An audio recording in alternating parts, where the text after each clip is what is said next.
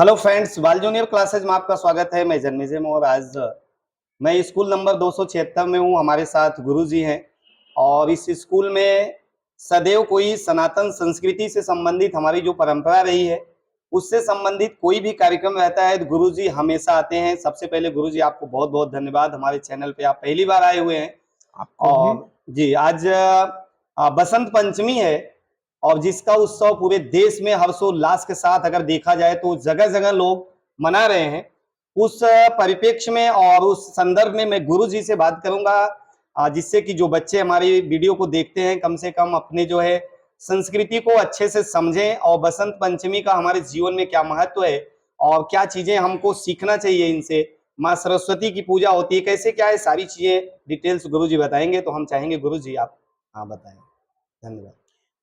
मां शारदे नमस्तुभ्यं वीणा पुस्तकधारिणी विद्यारंभ करिष्यामि प्रसन्ना भव सर्वदा। आज भारतीय संस्कृति का मूल रूप जिस पर भारतीय परंपरा आधारित है, भारत देश ज्ञान की भूमि है, जी तप की भूमि है, कर्म की भूमि है, यह भोग की भूमि नहीं है। इसलिए भारत देश में ज्ञान की प्रकाश के लिए हमारे पूर्वजों ने, ऋषियों मनीषियों ने निरंतर तप करके, ज्ञान साधना करके, ज्ञान प्राप्त करके और दुनिया को प्रकाशित करने के लिए उन्होंने अपना जीवन लगाया। ऐसे ज्ञान की देवी माँ शारदा हम सबकी आराध्य देवी हैं। विशेष रूप से जो विद्या ग्रहण करने वाले हैं, जो विद्या क्षेत्र में रहने वाले हैं, जो गायन वादन नर्तन क्षेत्र में रहने वाले हैं, क्योंकि माँ सरस्वती को संगीत की देवी भी कहा जाता है। जी जी। तो ऐसे में और विद्यालय में तो हम बच्चों को इसलिए बुलाते हैं कि उनको ज्ञान, उनके अंदर जो ज्ञान भरा हुआ है उस ज्ञान को प्रकाशित करने के लिए उनको सही मार्गदर्शन एक मंच दें। मिले। जी।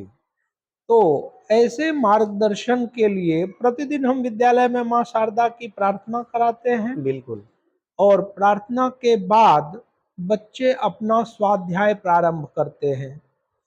तो विशेष करके आज जो वसंत पंचमी के अवसर पर है, हमारा देश एक कृषि प्रधान देश रहा है और हमारे यहाँ अन्नदाता के रूप में, भगवान विष्णु के रूप में हमेशा किसान को माना जाता है, क्योंकि कठिन कठिन से कठिन समय में, दिन में धूप हो, बारिश हो, ठंड हो, कोई भी हमारे 6 ऋतुओं में कृषक हमेशा जगत पालन के लिए अपने कार्य में लगे रहते हैं। उनको मौसम का कोई असर नहीं होता है।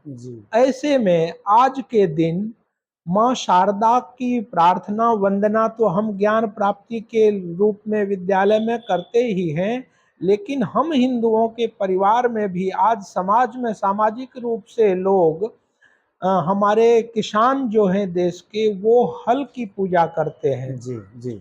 और चूंकि उस हल के द्वारा ही जगत का पालन होता है, लोगों को अन्न मिलता है, तो और नया जो अन्न है वह भी आने का अब शुरुआत हो जाता है। जी जी। चाहे मटर हो, चना हो, गेहूं हो, अब लगभग परिपक्व, ऐसे फसल सारे परिपक्व होने की स्थिति में है। कुछ जगह तो कटने भी लगते हैं। जी जी।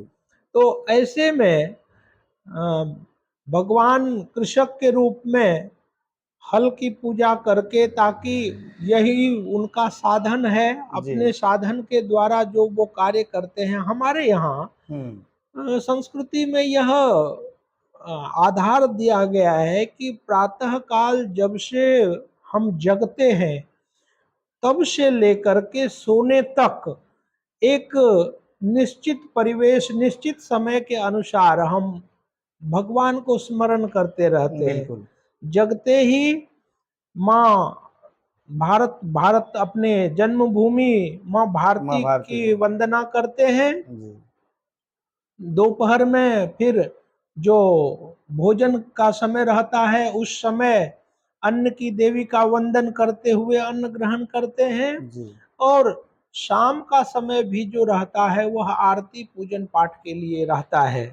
तो ऐसे में किसान की जो पूजन पद्धति है वह आज से ही शुरू होता है, क्योंकि प्रकृति आज से, वसंत हमारे देश का एक श्रेष्ठ ऋतुओं में से भी है।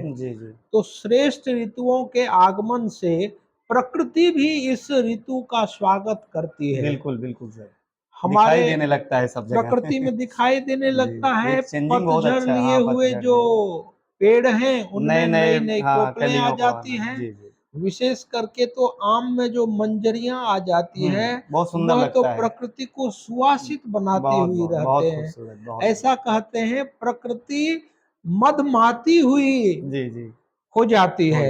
एक मद में आ जाना, ऐसा लगता है कि इतना अच्छा वातावरण, ना सर्दी होती है ना गर्मी होती है, समान एकदम समान। हाँ, वातावरण भी ऐसा है।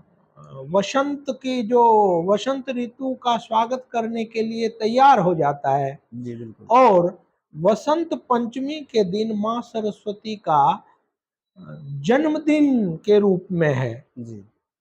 माँ सरस्वती चूंकि बुद्धि की देवी है, विद्या की देवी है, ज्ञान की देवी है, तो भारत देश जो ज्ञान के साधक रहा है, ज्ञान के आराधक रहा है, दूसरों को ज्ञान देने का कार्य किया है, वहां पर ज्ञान की देवी माँ सरस्वती की आज बड़े ही हर्ष उल्लास के साथ पूजन किया जाता है।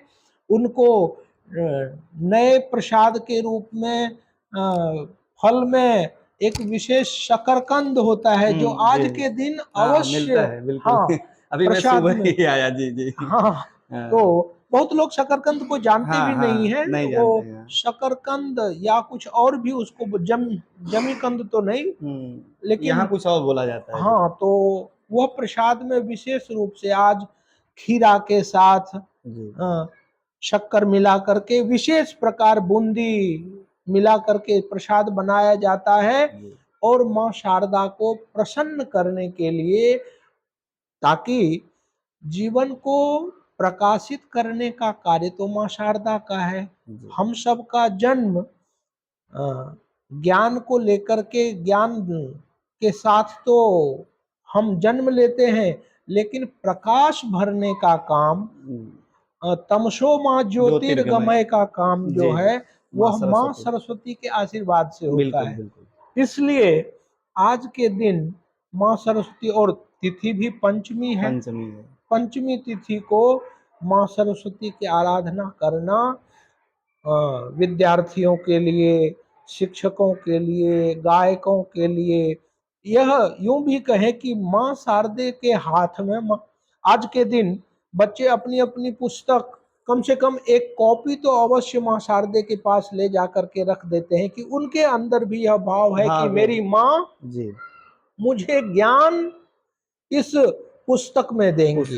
बिल्कुल। और इसलिए हम देखते हैं कि यदि बच्चों से कभी कोई नोटबुक हो, पुस्तक हो, कागज में भी यदि पैर का स्पर्श हो जाए तो बच्चे तुरंत प्रणाम करते हैं। बिल्कुल। तो यह आज साधना का दिन है, ज्ञान की साधना का दिन है, माँ शारदा के जन्मदिन का समय है। इसको विशेष हर्षोल्लास के साथ मना करके और ज्ञान प्राप्ति के लिए वरदान ले हम माँ सरस्वती से यही जी, बहुत बहुत अच्छा माँ लगा शारदा गुरुजी का आपसे आज बात करके। और पूजन है। एक और टॉपिक पे मैं आपसे जानना चाहूँ गुरुजी। अभी कुछ दिन पहले आप तो बीच-बीच में स्कूल में आते रहते हैं, बहुत अच्छा लगता है। अभी हाँ कन्या पूजन कार्यक्रम आप भारत भारती ट्रस्ट से हैं, हाँ उनके द्वारा कराया गया था, बहुत अच्छा लगा। चूँकि बच्चे कम से कम अपने पेरेंट्स का जो हमसे बड़े हैं, उनके आदर-सत्कार आज का जो जनरेशन है धीरे-धीरे भूल रहा है, अपने से बड़ों का आदर-सत्कार।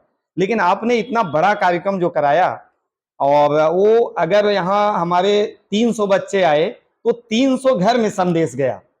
तो ये कार्यक्रम जो आपने कराया था पिछली बार, तो इस बार भी उसके बारे में कुछ होगा ऐसा मैं आपसे जानना चाहूँगा? अवश्य यह जी, कार्यक्रम तो निरंतर करेंगे। जी। हमारे यहाँ अ, यत्र नार्यस्तु पूज्यन्ते रमन्ते तत्र तत्र देवता। देवता। जी, जी। देवताओं का वास भी वहीं पर है जहाँ जहाँ की नारियों का बहुत सम्मान है। बढ़िया, बहुत अच्छा। और चूंकि ज्ञान की भूमि है, योग की भूमि है, तप की भूमि है, और यह कहे कि यह ईश्वर की भूमि है। बिल्कुल, बिल्कुल। दुनिया के अन्य किसी भी देश में कोई नहीं बता सकता, ना कोई इतिहास है कि भगवान वहां पर अवतार लिए हों। जी, जी। हमारे देश में तो समय समय पर भगवान का अवतार होता है। हुँ। ऐसा पुण्य भूमि है। ऐसे पुण्य भूमि पर यदि पाश्चात्य संस्कृति का प्रभाव पड़ जाए। प्रभाव आ गया, जी, जी। आया हुआ है, आया है। क्योंकि कुछ समय अंग्रेजों का प्रभाव हुँ। हमारे देश पर रहा। जी, जी।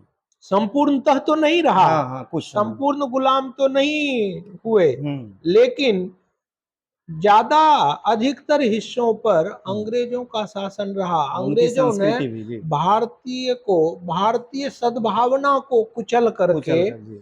अ, भारत के लोगों को गुलाम बनाया। बिल्कुल, तो गुलामी के कालखंड में किसी भी व्यक्ति का स्वाभिमान काम नहीं करता है। सही बात है। उसे जो कहा जाता है वह उस काम को करने के लिए मजबूर होते हैं, तभी तो वो गुलाम कहलाए। बिल्कुल, बिल्कुल।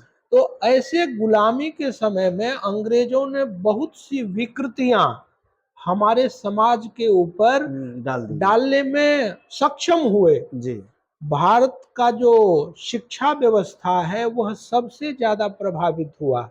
अंग्रेजी शिक्षा के द्वारा, सही बात अंग्रेजी है। शिक्षा, अंग्रेज शिक्षा लादने का कार्य मैकॉले ने भारत देश में किया। किया था। और ऐसा कहते हैं, ब्रिटिश लाइब्रेरी में उसने उसका लिखा हुआ एक पत्र है हुँ, कि भारत में वो एक ऐसी पीढ़ी को तैयार करने का योजना किए थे, हुँ। जिसके कारण हुआ भी जी, जी, जी। कि देखने में तो लोग भारतीय जन्म लेंगे, हुँ। लेकिन बुद्धि उनका से जो अंग्रेज। अंतःकरण, हाँ, जो अंदर है जी, जी। वो काले हाँ, अंग्रेज रहेंगे। बिल्कुल, बिल्कुल। अंदर से वो भाई काले शिक्षा अंग्रेज शिक्षा रहेंगे। उन्हीं की रहेगी।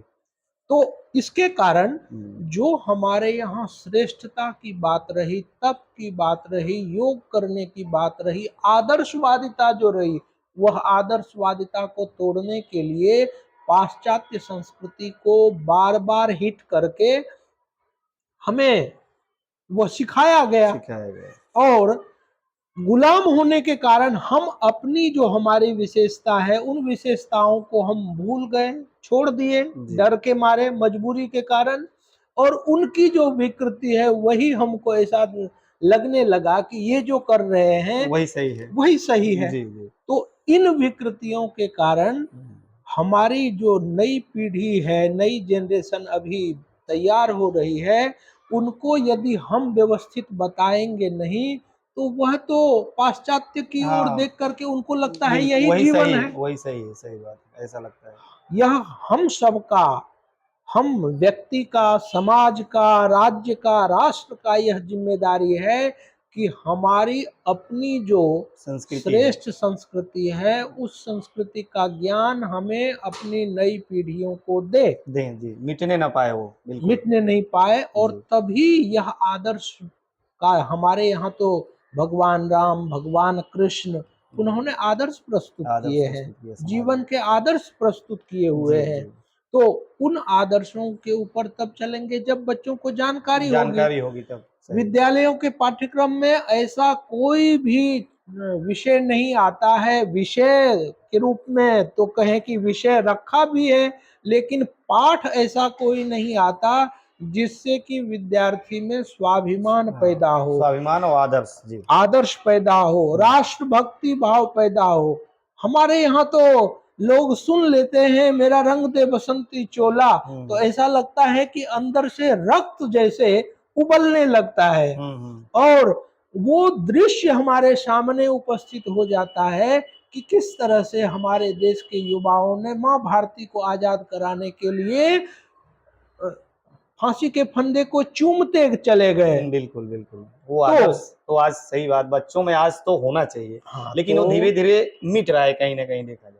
इसलिए तो कन्या आज पूजन के द्वारा, माता पिता पूजन के द्वारा जी बच्चों को आदर्श की शिक्षा दे करके उनको एक श्रेष्ठ कैसे बना जा सकता है, मानव जीवन में श्रेष्ठता किस तरह से प्राप्त की जा सकती है, ऐसे ज्ञान को दे करके हम उनको, उनके द्वारा ही तो समाज फिर बनेगा। बिल्कुल बिल्कुल सही बात तो ऐसे में हमें एक उदाहरण प्रस्तुत करते जाना है अपनी नई पीढ़ियों के साथ, ताकि हमारा समाज उन्नत हो, देश उन्नत हो, हमारा देश सशक्त भारत हो, राष्ट्रभक्त हमारे संतति बने, जी। सबल भारत हो, श्रेष्ठ भारत हो, स्वच्छ भारत हो और आदर्श भारत हो। आदर्श भारत जी। तो गुरु जी आज आपसे इन दो टॉपिक पे बात करके हमको बहुत अच्छा लगा। और ये जो कन्या पूजन का कार्यक्रम आपने कराया था और फिर आप कराएंगे ऐसा आपका कहना है, फिर होगा, जरूर बहुत जरूर अच्छा लगता है। बहुत अच्छा कार्यक्रम होता है। एक आदर्श बच्चों के अंदर जो जाता है वो समाज में भी जाता है। माता पिता आते हैं, उनके पेरेंट्स आते हैं, बच्चे, और वैसे भी कहा गया है कि चित्र से चरित्र का निर्माण होता है। जिस प्रकार का चित्र आप दिखाते हैं वो चरित्र बच्चों का वैसा ही बन जाता है। तो आज आपसे बात करके बहुत अच्छा लगा। और इन सब टॉपिक पे ऐसे बीच बीच में गुरुजी आते रहते हैं, हम ऐसे वीडियो बनाते हैं, आप तक पहुंचाएंगे और उम्मीद करता हूं कि आपको बहुत अच्छा लगा होगा। तो आज के लिए इतना ही। नेक्स्ट वीडियो में नेक्स्ट टॉपिक के साथ आपसे मिलेंगे। तब तक के लिए आपको बहुत बहुत धन्यवाद। Thank you. हरिओम।